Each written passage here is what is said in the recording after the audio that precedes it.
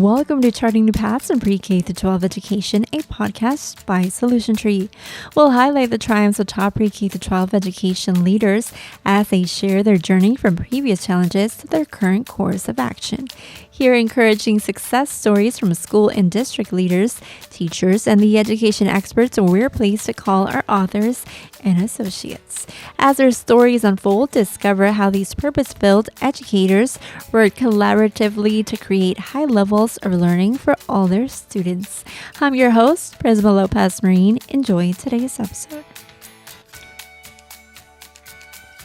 Hello everyone, in today's episode we'll be talking with an education leader from Tongue River Elementary School in Rochester, Wyoming, and with one of our esteemed Solution Tree associates. They will share with us their experience with Solution Tree, the impact of professional development, particularly with the professional learning community process, and the success story with Tongue River Elementary School becoming a Model PLC. With us today from Tongue River Elementary School, Principal Annie Griffin, joined by our Solution Tree associate, Brandon Jones. Thank you for joining me for this episode. Thank you. Thanks for the invite. Of course, this is going to be very interesting, and it's always exciting to have our education leadership here with us. So for our first question here, can you please share with us your first encounter with Solution Tree? Both. Sure, I can start. I began this process with a team as a fifth grade teacher in Colorado. And it was roughly 2006, 2007. We really started following learning by doing. We had an assistant principal that was starting the process with us, and we had a leadership team. And as part of that leadership team, I was able to learn the ins and outs of the PLC process, and then in turn guide my teaching team. And we learned as we went, and it wasn't perfect, but boy, did we learn what a difference it can make to really understand each child and to understand where they're at, and then be able to respond appropriately. So it was an exciting time and has really helped me have the foundation to be able to lead at the point that I'm at now. So my journey with professional learning community started on my very first day in education. I showed up as a brand new teacher. We were a failing campus, had been a failing campus for the last 4 years, rated unacceptable in the state of Texas, in fact. And my brand new principal said, we've got to start doing some things differently. He introduced us to the PLC process. It was led over the next 3 years by a dear friend and colleague of mine, Regina Owens, who also does this work that I do now. But she led us in that process, and we went from the equivalent of an F- school to like a B+ school in Texas. It was a different kind of rating, but that's really what it was. And so that was really my first indoctrination into the professional learning community world. But from there, we became a national model school at that campus. And then I was a teacher at that campus. And then I was able to lead as an administrator 3 other campuses to national model status. So that's really how I got my start, right? And seeing it in various schools and the impact that it made on kids and on teachers alike. So. Oh, that's so good to hear. I'm sure that along the way, you definitely kind of had access to resources. So what's that like to utilize these resources, but then also to share them with your peers? So I can speak to that. I think the thing is that we, once you find these things that are working, once you find these resources that are meaningful, you can take those forward and you can help your teams. And I think as a lead teacher, I learned to do that, obviously, and said, what about this? What if we looked at this? Or I found this article. What if we attempted this? And now as a principal, it's about that shared learning. We all have to learn together. We have to be able to talk like as a guiding coalition. We have to talk as a staff. We have to talk as our smaller collaborative teams. And we have to talk about what are our needs.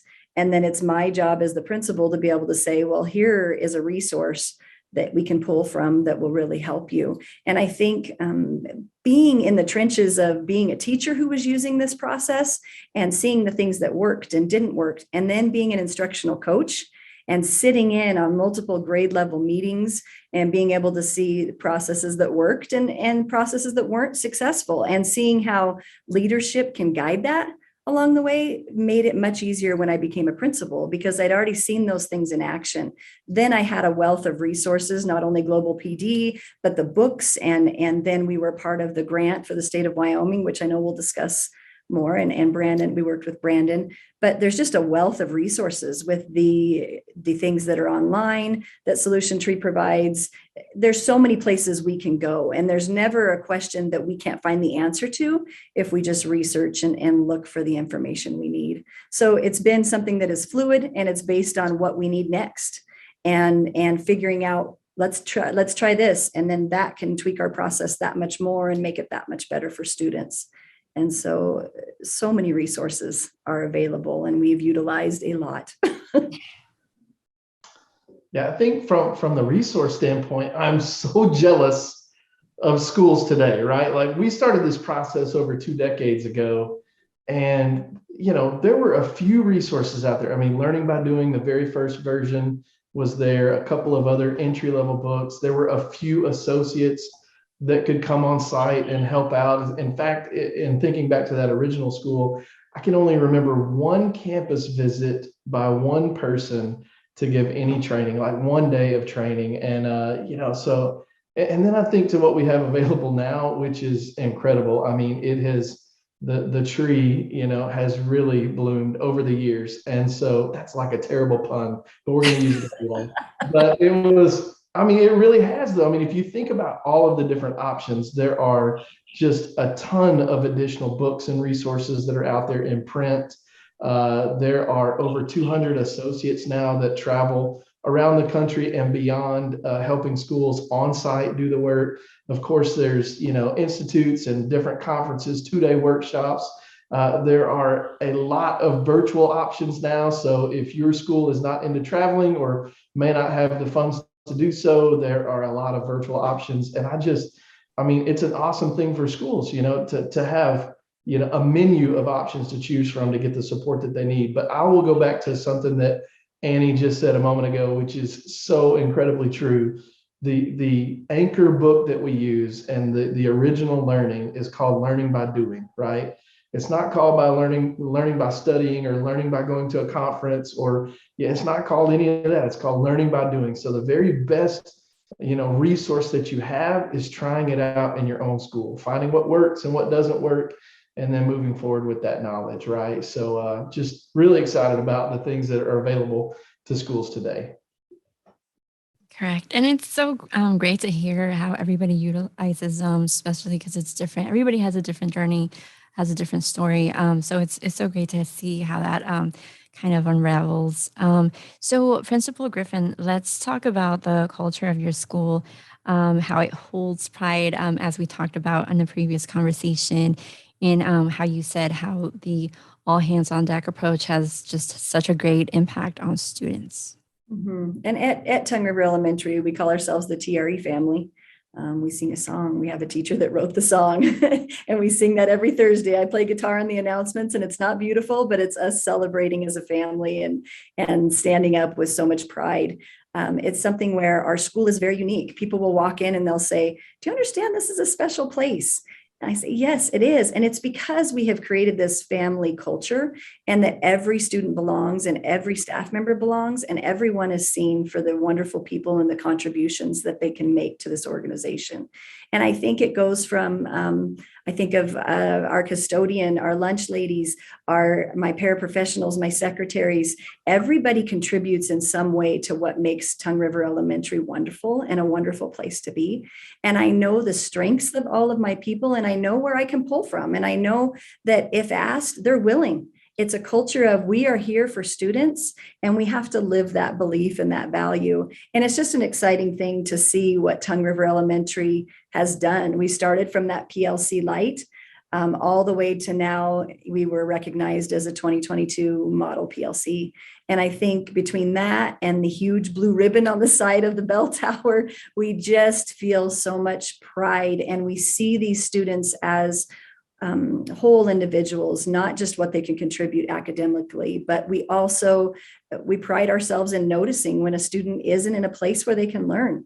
And we pride ourselves on responding to that.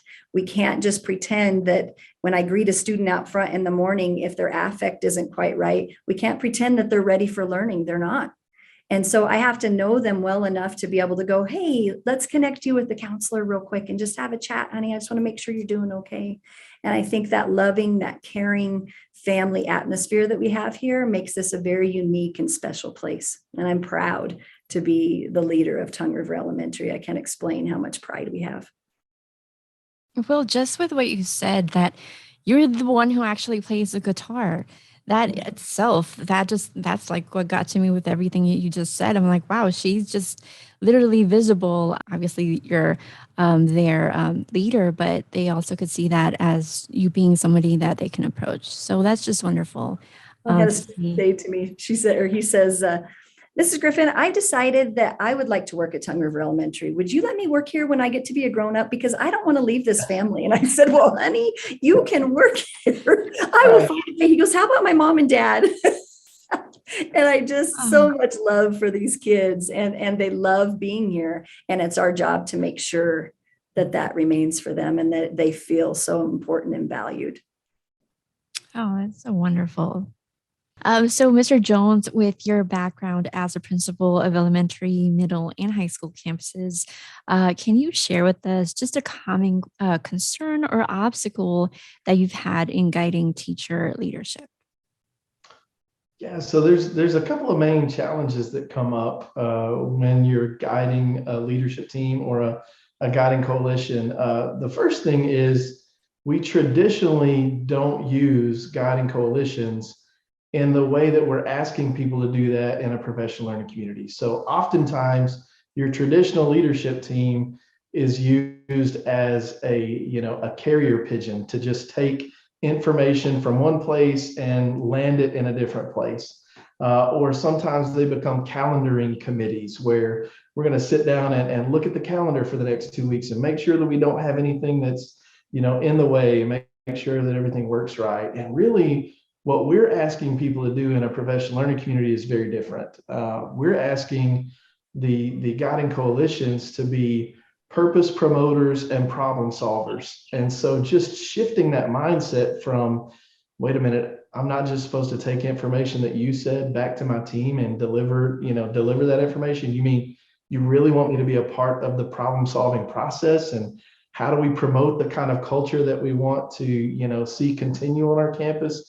Those are leadership skills that we have to develop in people. So I think the first thing is just shifting that mindset to the new way that we want to develop our guiding coalitions. But the other thing that I see that becomes a challenge sometimes is that those teacher leaders, the people who are in your guiding coalition, they really have a foot in both worlds, right? So they get to see, from a global perspective, how can we impact the whole school?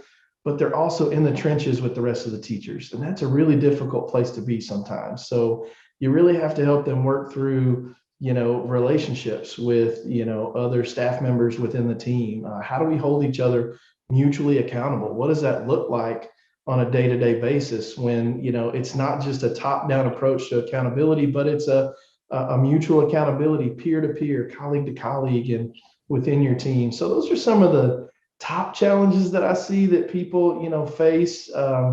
We address some of those, and there's several books that you can get that address some of those challenges. I know Tim Kainold's 5 Disciplines of a PLC Leader, Anthony Muhammad and Luis Cruz's Time for Change. There's some great authors that worked on this book behind me, Help Your Team, where we dedicated a different chapter to several of the main challenges that we heard across the country for teams. And chapter number 2, which is the first chapter that addresses a challenge, but chapter number 2 is dedicated to how do we work with someone who's disengaging from the process. So those are some of the top things that I see from our teacher leaders. Thank you. And thank you so much for having the book there. Well, no, so that's a shining moment there. So when you publish a book with Solution Tree, they send you a framed copy of the front cover. And so that was like a huge gift to me that, when that arrived, I was like, man, that is really cool. It's not something I expected, but there will be more, is my hope in the future. So. Absolutely. We're waiting for next Yeah. book there. Yeah. Now, Ms. Griffin, can you share with us your preliminary approach with forming collaborative meetings and teams, and then what you perceived was needed to enhance that approach?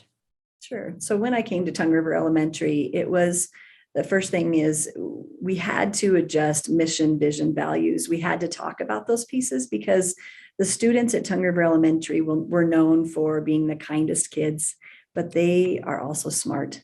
And we had to talk about that melding of the academics and the whole child. We had to talk about how all of those, when things come together and we're educating the whole child, we can then be able to move into academics and be able to make those types of successes and help them feel that pride as well. For me, when I came, it was PLC Lite. It was probably not quite PLC Lite. We were having meetings. They were scheduled. INE was scheduled into this and built into the schedule. However, the collaboration was not around data as much as periodically. Maybe they would look at the winter assessment for Ames data or the reading data, that kind of thing. But it wasn't a regular practice. There weren't essentials established. There were so many things we had to go through and just talk about step by step. So I had to determine what's the best starting point and making sure that we had the right things that we were asking of students and being able to say, this is what students are asked to learn. And here's how we're going to go about teaching that had to happen before we could have any other conversations. And so started there, and it had to be about shared learning. I once was talking to a teacher and said, we need to do this way because of blah, blah, blah. And I remember the teacher looking at me and saying, well, who says?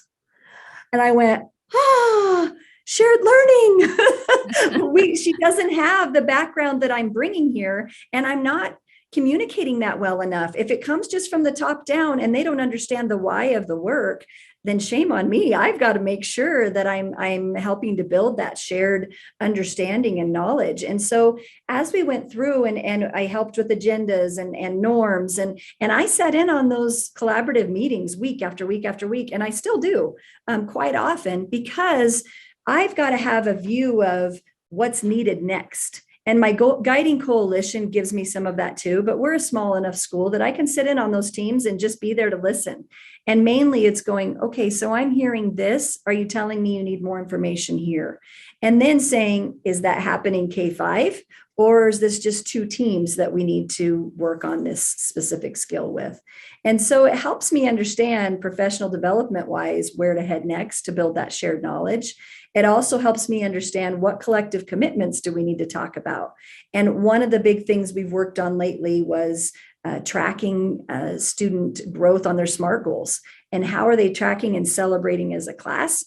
How are they tracking and celebrating individual success as well? And so we collectively committed to track that data and to celebrate. And then in staff meetings, my job is to highlight the teachers that are doing that right. Post up pictures of bulletin boards they've got, asking them, how did you do this? How did it work for you? What didn't work? What have you tried before?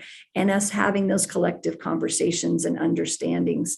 So it will never, someone said to me once, now that you're Model PLC, you're just done, right? Oh no, we will never be done. This is work that is continuous, and that we've got to revise curriculum. We recognize the rigor isn't there, or the blueprint from the state assessment changes. We may need to adjust essentials. We've got to have constant conversations and adjustments taking place throughout the process. So we will never be done. It's not you get to this end line and that's it. No, it's a constant conversation, because the students in front of us deserve the very best. If I could, can I jump in for just a minute? Because Annie hit on something that I think is huge and a big deal, especially with schools who are trying to implement this process. When she said, hey, this is ongoing, we're going to continue the conversation, we're going to continue the work. In schools, we are really great at dropping in the next program and pulling in the next initiative. And then we will bring in the next new shiny toy, and then it dies within a year. And we're just so conditioned to do that in schools that when we get to something like this, which we're calling an ongoing process of professional improvement, it's counterintuitive to what we've been conditioned to do in schools. And so it takes a lot of time and effort reinforcing that thought that, this isn't something that will be perfected in a semester or a year or even in 3 years. It's something that we're going to continue to grow into over time. And I'll just, one of my great friends and colleague, Eric Twaddell, who is the current superintendent of Adelaide Stevenson Schools, I had an opportunity to work with him, several years ago, and they were, over 2 decades into the PLC process. And I asked him a really similar question to what Annie was asked. I said, Eric, well, what's next? Like, what are you guys doing now? You guys have been doing this thing, over 20 years. What is it now at Ally Stevenson that's on the edge, right? And he said something to me that I will never forget, and I share it with schools that I go to now. This is what he said. He said, we're just trying to become experts in the redundant. And I said, man, that's really profound. He said, we have those few things like the 3 big ideas and the 4 pillars and the 4 critical questions. We're hanging our hat on those things every single day. And we're just trying to get better and better and better at answering those questions. And so, that stuck with me, and it goes back to what Annie was talking about. But I just felt like I wanted to just mention that and comment on that, because I do see that as a very common thought process in schools across the nation. So for Mr. Jones, can you talk about your involvement going into how you're both connected in this process in the Model PLC? In the 2019 solution tree, you said 12 to 15 PD days that were funded by a grant in Wyoming. Yeah, so I had the fortunate opportunity to spend some time in Wyoming doing some coaching academies, which for us is a 6-day event scattered across 3 different sessions. So we go to a site, and sometimes we host one school and train one school. But in this case, in Wyoming, it was supported through the Wyoming Department of Education, and they invited many schools to the training. So what happens is the leadership teams from those schools are invited. That's the principal and teacher leaders, maybe assistant principals or other key people that might be in the building. So they're invited to the training, and the purpose of that training is to create experts in the room. So we give a ton of resources. We work through a curriculum with them to really give them a solid foundation in all parts of the PLC process, so that when they go back to their campus, they truly are the experts in the field. And if they don't know the answers, which you heard Annie alluded to that, if they don't know the answers, they know where to find them. So I had the fortunate opportunity to meet Annie and her team through that process. And from day one, it was obvious that they were different and that they were hungry. And so it was incredible to see, because from the very first day, Annie and her team had questions, and they came in with things they had already been trying. And, at every step of the process and the learning that we did together, they would come back and want to problem solve more. And, I even ran into them one evening, out and about. And so it just, you could tell from their perspective, they weren't coming to a training so that they could let that material and that learning sit on a shelf somewhere. Every time that I came throughout that year, it was obvious they had taken what we learned in those 2 days and tried to implement it back on their campus, so that they could come back and ask more questions, learn a little more, and then go back and try some more. So I've told Annie everything that I'm telling you guys right now, but they are phenomenal. She's got a great group around her, but it starts with the principal. It starts with the leader on the campus, and she's a great model for that. I'm super proud of them. And in fact, I was on her for a couple of years to apply to be a model school. And there was just so many other things going on. Obviously, we went through a global pandemic, so I get that probably pushed pause on a lot of things, but I'm super proud of them and all the things that they've accomplished for their kids. And we're so appreciative, because the thing is you can go to a training and you can quickly tell when something is not applicable. And you go and you're like, oh, I wish they were speaking to us. I wish they were speaking to where we are. And I felt like this training was around the work of obviously learning by doing and more pieces and texts along with that. But that was the primary basis piece. But there were people in that room and groups of schools that were at the very beginning stages. And there were people like our team that were almost ready to apply for Model PLC status. And so how do you teach to that? And Brandon did fabulous, because the thing is we would walk away because we had breakout rooms. It was via Zoom for the second year. And first year we were in person. And trust me, when there were breaks, Brandon never got a break because we're up there going, now, wait a minute. Now you said this, what page is that on? And we have that eagerness to want to make this better because our kids deserve it. And so for us, it was soaking up every moment. But on Zoom, when we would go to breakout rooms and we would be able to work with our teams. And then Brandon would pop in and we'd have a list of questions. And we got those answered instead of walking away from the training going, that didn't meet my needs. The trainings that Solution Tree offers are not like that. And so they can take people no matter which level they're at and move them further. And for us, a big part was the continuums. And so, which is essentially a rubric, that you can go through and you can say, related to this portion of collaboration, where is your team? And for us, that's what took us further, because we were able and introduced to those continuums from Brandon and able to look at those and sit down as teams and as individuals too, and fill out what's our reality? Where are we at? And from there, we were able to go, well, here's what we're missing. We need to work and build up our capacity in that area because it's going to make our process even that much better. And so again, Solution Tree is phenomenal for being able to take and differentiate, just like we do in the classroom, differentiate for the teams that they have in front of them. And I love that. And I just feel like every time we would meet with Brandon, it was like, what's he got for us now? There's going to be more. There's going to be more. And we can take our teams to the next level. And it was exciting. And my people that were on that leadership team were all about it. We would pause during breaks, or during the Zoom, and we would just real quick have a quick conversation about, well, I think he means this. Is this what you're taking from it? And then we'd start our list of questions for when he would come and meet with us individually. And so again, so grateful, because that's what has elevated us to that next level. So grateful. So I wish I could tell you that I'm super unique and I'm the only one that does that.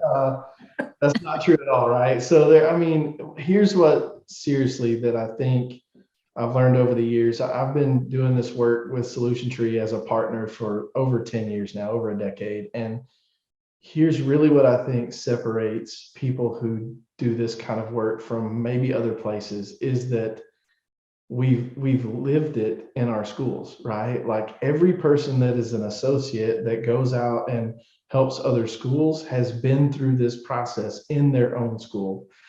So they've seen the challenges, they've seen the issues that arise, they have, watched it happen, growth over time. And, I think that's invaluable, right? Like if you've actually done it and you've worked through it and you've seen the process, you're able to, I think, answer more questions and lead people to the right resource or get people in touch with an expert that might know, right? Because I'm definitely not an expert in all areas of school, but now through this process, I'm connected with people who do have the answer, right? So we do that quite a bit as well. So it's just great things. And I'd love to say too that Tongue River was the only school that was doing that in that training. Man, Wyoming is full and on fire with schools that are engaging in that process. That training had many schools that were doing that as well, right? So super proud of the work you guys are doing. So.